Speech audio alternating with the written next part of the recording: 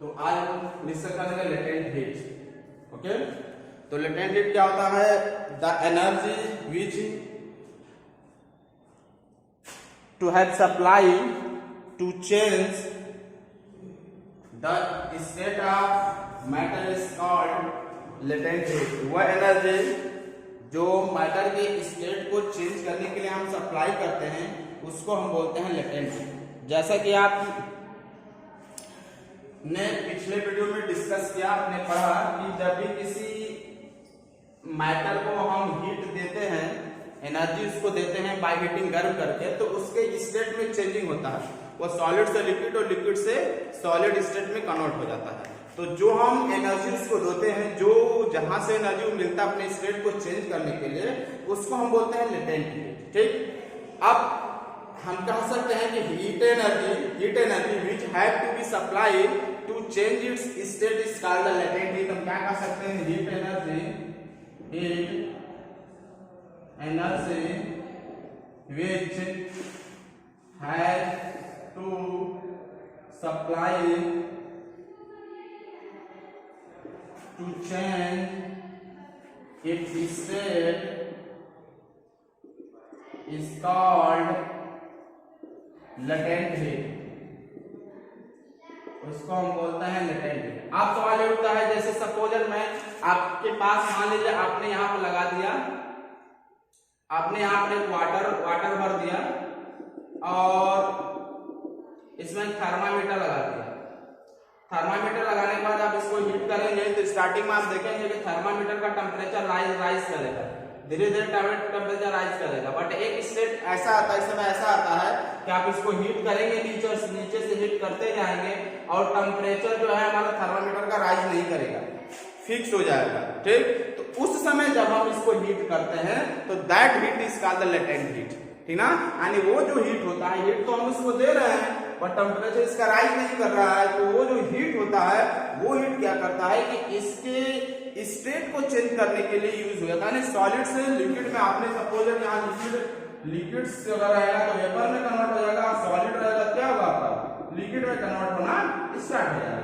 तो कुछ निश्चित टेम्परेचर के बाद जो है थर्मामीटर का टेम्परेचर राइज करना बंद कर देता है और उस समय जो हीट उसको सप्लाई करते हैं, उस हीट को हम बोलते हैं लेटेंट हीट। तो लेटेंट हीट का मतलब ये होता है कि जो हीट उसके स्टेट को चेंज करने के लिए यूज किया जाता है।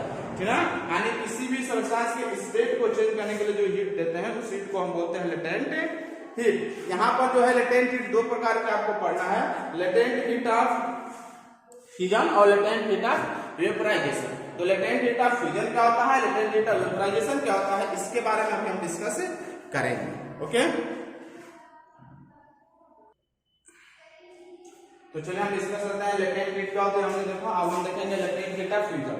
लेटेंट हीट ऑफ फ्यूजन क्या होता है? जैसे सपोज दैट मैंने यहाँ पर लिक्विड लिया था, लिक्विड को हटाकर हम यहाँ पर आइस ले लेते हैं, बर्फ का टुकड़ा कुछ ले लेते हैं और बर्फ के टुकड़े में क्या करेंगे? थर्मामीटर लगा के इसको गर्म करेंगे।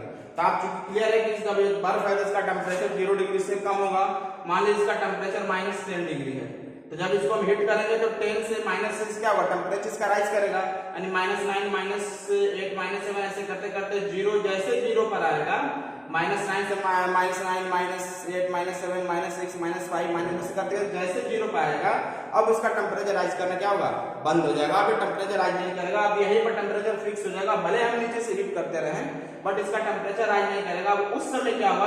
लिक्विड क्या होगा मेरा सॉलिड में, अरे लिक्विड सॉलिड में तो है, लिक्विड क्या होगा मेरा, सॉरी आइस है, तो आइस क्या होगा मेरा? लिक्विड में कन्वर्ट होना स्टार्ट हो जाएगा। तो उस समय जो टेम्परेचर होता है उसको हम बोलते हैं लेटेंट हीट ऑफ फ्यूजन। यानी जब हम किसी आइस को लिक्विड में कन्वर्ट करने के लिए जो हीट देते हैं और वो हीट क्या करता है कि इसके स्टेट को चेंज होता है, यानी में भी कह सकते हैं कि सॉलिड मैटर के स्टेट को चेंज करने के लिए जो हम हीट देते हैं, सॉलिड को लिक्विड में बनाने के लिए उसके स्टेट को चेंज करने के लिए जो हम हीट देते हैं, उस हीट को हम बोलते हैं लेटेंट हीट ऑफ फ्यूजन।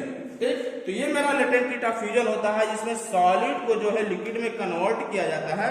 और एक्सपेरिमेंटली ये देखा गया है कि अगर 1 kg आपके पास आइस रहता है तो इसको कंप्लीटली जो होता है लिक्विड में कन्वर्ट करने के लिए 3.34 × 10⁵ इसको करना 3.34 × 10 to the power 5 joule per KG हमें जो है एनर्जी की जरूरत पड़ती है। तो हम कह सकते हैं कि आइस का लेटेंट हीट ऑफ फ्यूजन क्या है 3.34 × 10⁵ जूल होता है। ठीक, कि अगर एक की जो आइस रहेगा तो उसको जो है लिक्विड से सॉलिड से जो है लिक्विड में चेंज करने के लिए हमें इतनी एनर्जी की जरूरत पड़ती है। तब भी पूछता भी है लेटेंट हीट ऑफ जो फ्यूजन ऑफ आइस कितना होता है, तो हम बता सकते हैं आइस का 3.34 × 10⁵ जूल पर केजी होता है। ठीक, अब हम बात करेंगे